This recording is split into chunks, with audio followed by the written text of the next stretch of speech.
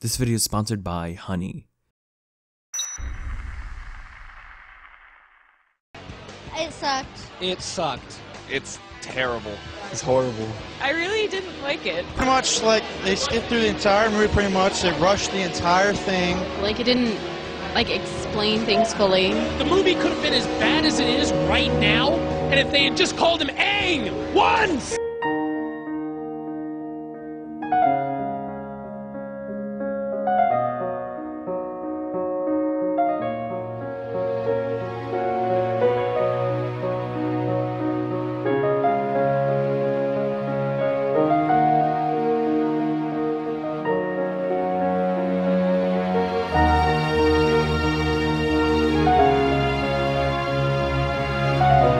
There comes a time in a man's life when he must do the impossible, when he must push against all adversity and triumph over evil. Today is that day. Today is the day. Today is the day I throw myself into darkness and struggle to swim back to the top for air. There are movies, media that are just way too sinful to look at. And then there's, oh my god, The Last Airbender. You see, in 2010, the entire world took a hard blow. The economy declined, crops dried up and shriveled. I was 11 and I didn't know the pain. I was naive. I was really naive. I didn't know the pain the world experienced. I had no idea why my mom was crying. I had no idea why the world was gray and cold, but now I do. Now I know. Now I know suffering. In 2005, the world was gifted with one of the greatest animated shows for Nickelodeon. One of the greatest stories, filled with character and passion. This brought harmony to our planet, love and growth between countries. The show ended insanely great and no need for different versions or alterations or anything. It was just a perfectly compact story. But then, everything changed in 2010 when the live action attacked. I did it. I just did the thing. Now people don't even remember what Avatar was. They don't remember the original. It's true. I promise. You watching, you don't remember. And if you do, you're lying. Okay, just shut up. You're just lying, dude. Shut up, dude. Now people only think of this. The Last Airbender stars no one in this movie. There's no one, no people, only souls amongst Davy Jones' locker. It's sad. It was a movie directed by M. Night Shyamalan, a movie destroyed by M. Night Shyamalan. It took everything everyone knows and loves about Avatar and strapped him to a car and drove it off a cliff and blew up the cliff and then shot the car. It's really stupid. I'm talking so drastically about this movie because I am mad as an individual. I am angry. The acting, the effects, the blatant story abuse is all so gross. I am angry that when I was 11 years old, I saw this movie. I liked it. And that is my pain. My pain I will never live down. If there's any defining evidence that this movie is bad, just search it up on Google. Yeah, see? But what if we ignore that this is an adaptation? What if we ignore that fact? What if we just, ignore this atrocious abomination was taken from something great, from something that was animated? Can it stand on its own? Can it be its own thing? No. Oh god, no. I don't even want to think about that again. That's not even a possibility. It's impossible to do the unbiased fan thing with this, because not even knowing anything about Avatar, you're just gonna be confused during this movie. How are you gonna like this movie? It's confusing. It just hurts your brain. Everything sucks. The effects suck. The characters are annoying and can't act, and all of it just feels like a massive 80s action B movie without the charm or goofiness to actually be joyous for the time. But let's examine this movie though, under a microscope of garbage. Maybe there's something redeeming. Anything. Please, just for my child self.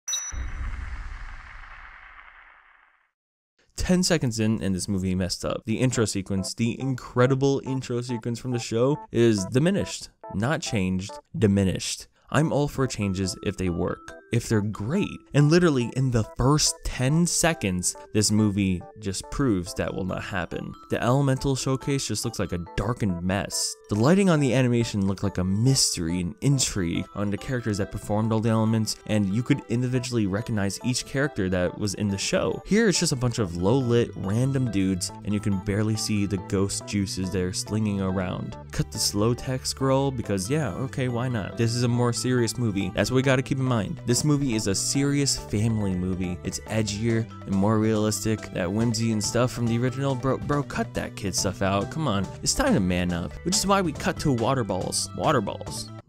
Juicy. And then white people. You know, white people. In our East Asian Inuit influenced universe of Avatar. But that's only in the animation, of course. Yeah, that's just the animation. In real life, it's white people. Okay, sure. This is Katara, and this is Sokka, our main peoples. And we all know that in this episode, they meet Aang in the big ice ball.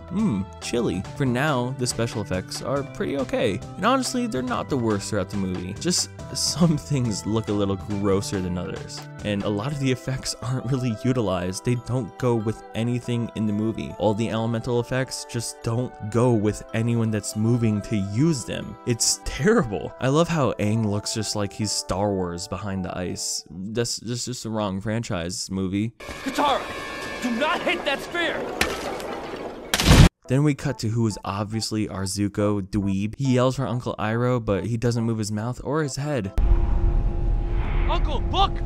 And then we meet our Star Wars. Gross CGI Appa and boy who just thawed out of 100 years of ice just looks completely fine. 10 seconds later and he's chilling in Katara's tent. And well, this part's fine, I guess. In the animated show, Aang was like this weird, confident, energetic kid. But here, actually it comes off a little creepy and weirder. It wasn't very smart.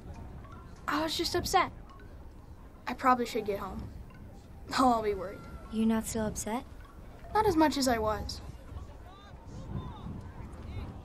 You don't get them like talking to each other or like her asking questions about anything. She doesn't really ask any questions. She just kind of accepts the fact that he came at a big ball and is just chilling. It's that easy for her and Sokka, and that's a common theme in this movie, so get ready because 10 seconds later, Raiders are here. Yo, it's a Fire Nation. Oh god, oh no. They grab old people because, you know, they freaky like that. And Katara just kind of stares at them intimidatingly. They super easily find Aang because he's just chilling with the kids. Like, okay, that's it. And Aang is captured and now needs to be saved. Save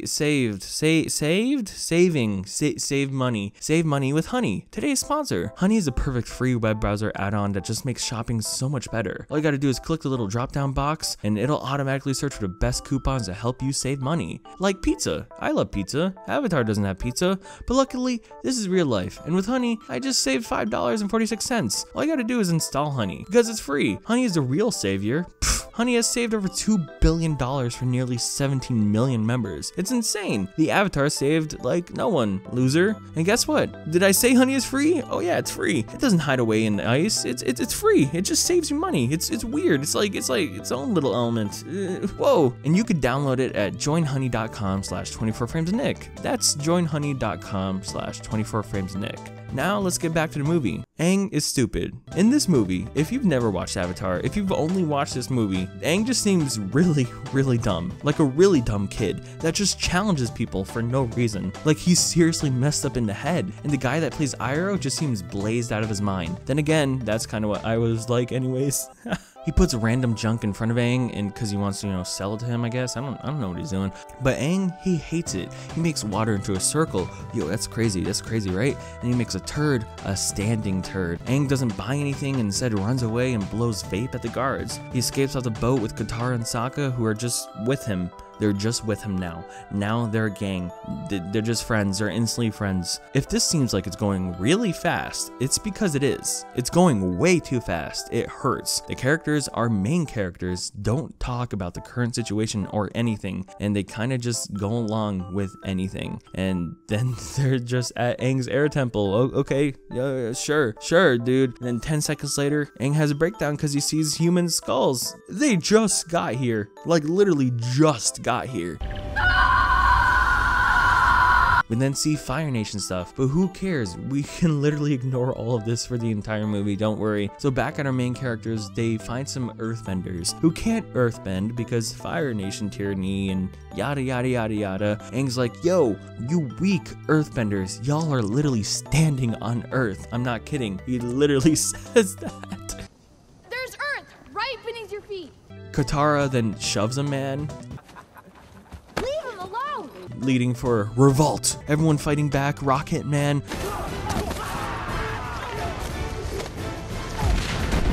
Oh, it's crazy, dude. And then back at the Fire Nation, oh look, it's the Fire Lord.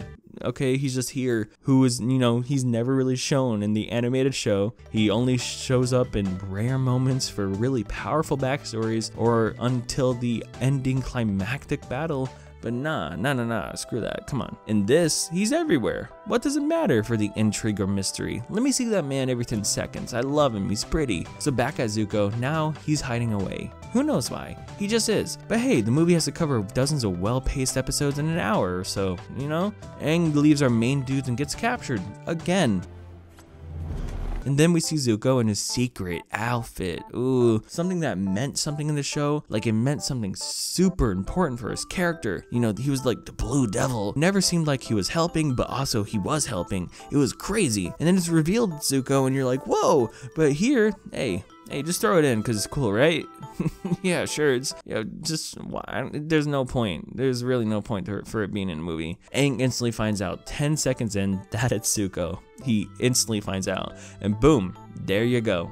They go to Water Tribe, the big Water Tribe at the end of season 1. Yeah, they're already there. Any of y'all got whiplash yet? Because there's like 40 minutes left in this movie. 40 minutes left in this movie dedicated to the big final battle in the Water Tribe thing. So they moved at breakneck speed to get here, just to slow down now for the big battle. And y'all know the big battle.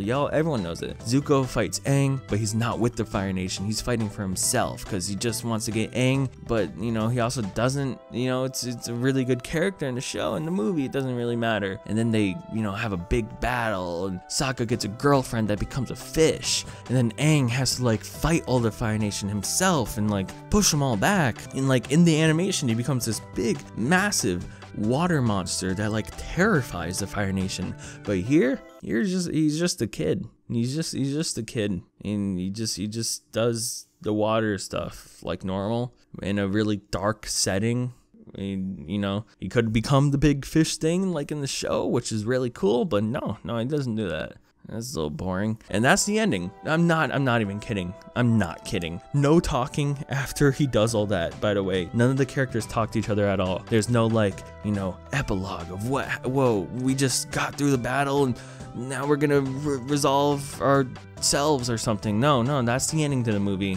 Yeah. Oh wait, no, I'm sorry. There's also a cliffhanger for Azula because they thought there would be a second movie to this. They thought there was a second movie coming. Oh God, thank God it's never coming. And that's Barf, the movie. A movie of pain, sorrow, breaking necks and bones and minds. It isn't Avatar. It's just not Avatar. If anything, it's something else. It's a movie that just feels mad, mental even. Aang just seems literally insane, and the implications in this movie are wildly different for his character. He seems like a mentally disturbed psychopath. It's chilling at times, and everyone else just seems way too chill, way too nonchalant. The entire movie, even faced with drama, no one seems to care about anything. Not to mention, in this movie, they say everything different just to be weird. Aang is pronounced Ong. Is it okay if you tell me your name? The monks named me Ong. Iro. My name is Iro. Agni Kai, Agni Ki. Prince Zuko was sentenced to an Agni Ki duel. Avatar. The word avatar is avatar. The Avatar. Why? Why even do that? This movie is incredible. The story is hilarious. Every single second just keeps moving. Then there's just nothing. There's nothing. It's like a recap of Avatar, like a $300 million recap. Instead, it's garbage. It's real garbage. Go watch this series instead. It's a much better recap. It's incredible. This movie is just a most amazing mess where every actor is confused or something, and I can't even tell if it's their fault. Whose fault is this? Is it M. Night Shyamalan's fault alone? No, it can't be that simple, because that seems way too easy to pinpoint what went wrong. I mean, it's called The Last Airbender, and it feels like the last brain cell. Gotcha. They had the 400 locations in this movie, which, wow, variety in locations, that's really cool, but you never see much of them for more than 10 seconds at a time, and it just feels like a massive waste. At one point, they try to do a one-take shot that goes on for I don't know how long.